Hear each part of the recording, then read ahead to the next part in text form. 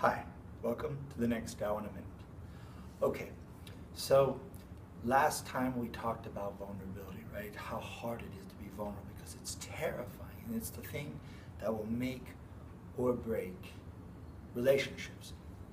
We've talked about core trust and respect. We've talked about being playful and having passion and not withholding. We've talked about giving needs. We've talked about all these things. So after we become vulnerable, what we start to find within ourselves in this process of self-discovery is that relationships are an amazing crucible. And in that crucible, we find so much about ourselves and our relationships and self-discovery.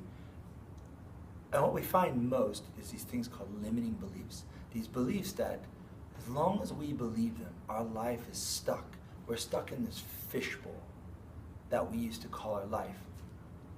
One of the things that relationships come and people say, well, I would like this in my relationship. And I say, why don't you have that? And they say, well, I don't know if I can. And I'd say, well, why not? And they start to think about it and they say, yeah, why not? See, a limiting belief is when you go, well, that's just what we do. Or everybody knows that. Well, that's not true. There are a million different types of relationships all over the world. It is not true that there is one type of relationship for everyone. I'll give you an example. A couple came to me not long back, and the woman said, you know, we really like to have more passion and more love in our relationship. And I'd say, okay, what is a passionate, loving relationship to you? And so she says, well, for me, it's where we can send each other, funny things and, dirty texts and things like that. And I said, okay. And I asked the guy, and he said, yeah, that sounds great. So I said, but what is your big problem? What is the thing that holds you back from that?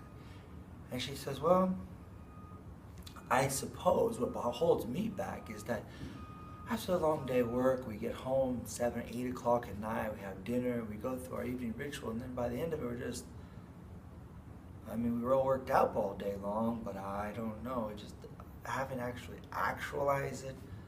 It's just more exciting. I said, well, then why don't you make it so that throughout the week, throughout the month, however time frame works for you, you build each other up and you promote this sexual chemistry between you, this tension, this energy, this passion. And then you say that for this amount of time, you won't actualize it and let it build to the point where it has to come out. She's like, you mean like prolong it? I said, yeah, prolong it. It seems you get more out of the texting and the talking and the sneaking, at lunchtime for petting and stuff. If that's what you get your energy out of, then enjoy that. And she looked at him and looked at her, and he's like, I'm okay with it. And is that healthy?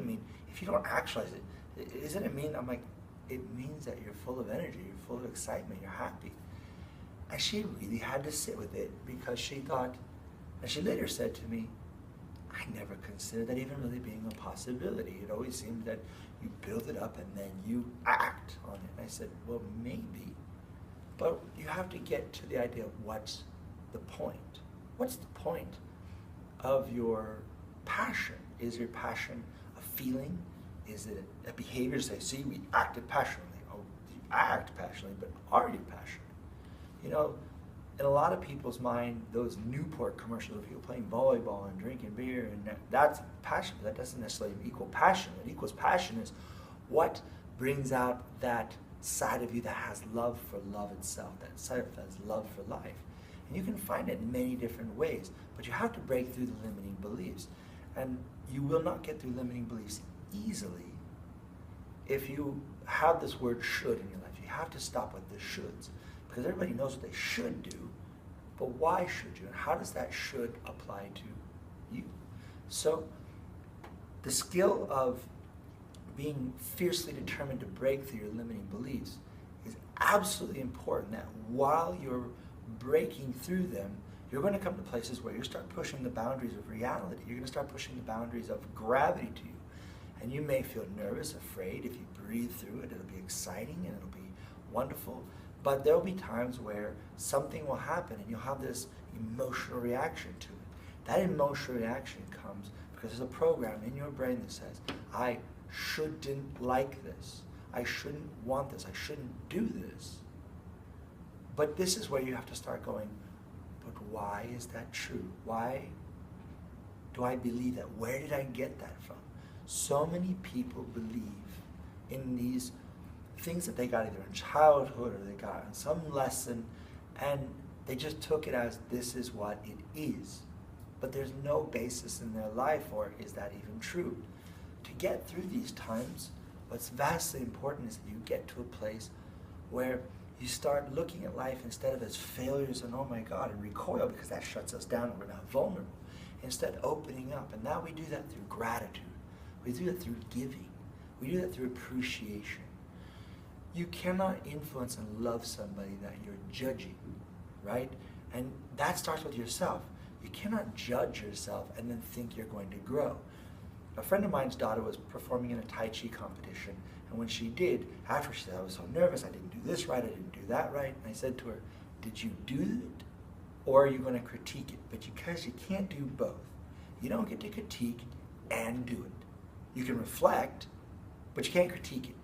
There are judges, there are people that are paid to critique with an objective eye. But when you're doing it, you're not objective, you're subjective because it's you.